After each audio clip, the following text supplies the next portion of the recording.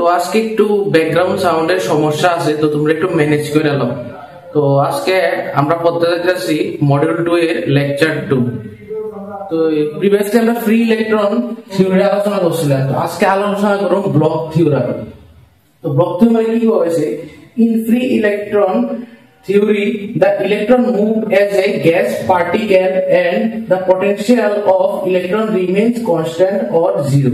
Free electron theory এর মধ্যে বলেছে যে গ্যাস পার্টিকেলের পটেনশিয়াল অলওয়েজ জিরো হইব, কিন্তু আমরা যখন ড্রব্যাকসটি পড়ছি তখন এটা ভুল প্রমাণিত হয়েছে। তো এই কারণে ব্লক থিওরামটা আইছে। তো ব্লক থিওরামের মধ্যে কইছে যে but experimentally the electron having variable potential as periodic potential, মানে যে ইলেকট্রনের পটেনশিয়ালটা একটা ভেরিয়েবল, এটা জিরো না কনস্ট্যান্টও না। এই কেসটা দিয়ে আমি একটু বুঝাইতে পারি। এই যে কার্ভটা দেখতে পাইতেছো, এই কার্ভটা হলো একটা ইলেকট্রনের পটেনশিয়াল আর এগুলো হলো অ্যাটম। তো এই কার্ভের যে এই জায়গাটা হচ্ছে ম্যাক্সিমাম পয়েন্ট আর এই জায়গাটা কি হলো minimum point. Minimum point that means এটা জিরো।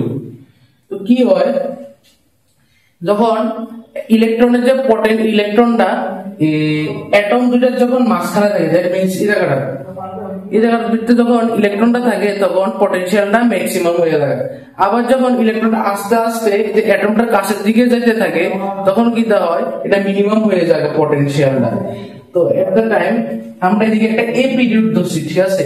তো এই যে এ পিরিয়ডটা এটা প্রত্যেক সময় তোমার রিপিট হইতে থাকে, দ্যাট মিন্স অখন যদি এই জায়গাটা জিরো হয়, ঠিক আছে, মানে মিনিমাম হয়, এদিকে ম্যাক্সিমাম হইব, এদিকে জিরো হইব, আবার same a period of time এটা আবার এদিকে জিরো হইব, আবার এ হইব, আবার জিরো হইব, ঠিক আছে? এটা মানে অটোমেটিক চলতে থাকে, রিপিটেড টার্মে চলতে থাকে এই পিরিয়ডটা। তো আমরা যে স্টেটমেন্টের কি দেখা হয়েছে, it states that wave function of an electron in periodic potential can be written as a product of a periodic function and an exponential function. যে বস্তুর যে স্টেটমেন্টের কয়েছে জিনিসটা সেটা কি হলো যে আমরা যে ইলেকট্রনের যে ওয়েভ ফাংশনটা পটেনশিয়ালের মধ্যে এটা দুইটা প্রোডাক্টের উপর ডিপেন্ড করে। একটা কি হলো পিরিয়ডিক ফাংশন এন্ড আরেকটা হচ্ছে exponential function.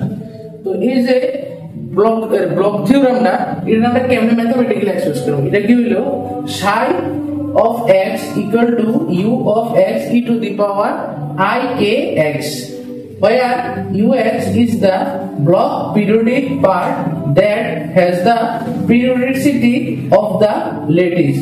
That means is u of x potentialটা এটা a period of time এর পর রিপিট হইতে থাকে, আর যে এই যে পিরিয়ডিকের পিরিয়ডিসিটিটা এটা ল্যাটিসের উপরে ডিপেন্ড করে।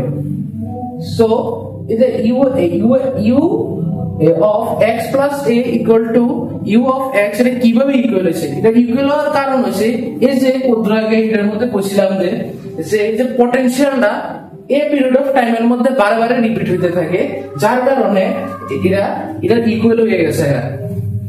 আর এর মধ্যে যে and the exponential term is the plane wave component. এটা কেডা হইলো কিয়া, এই যে কেডা হইলো কিয়া k equal to root over 2me by a square, মানে এদিকে যে h কাটটা আছে এটা কি হলো h by 2 pi। তো তোমরা যদি 2 মার্কস এর এই ব্লক থিওরামটা আয় তাহলে জাস্ট স্টেটমেন্টটা লেখা দিলে হইব, বাট একটু যদি একটু বড় মার্কের আয় করে মনে করো 4 মার্কের বা 3 মার্কের, তোমরা পুরোটা লেখা দিলে এক্সপ্লেইন করে।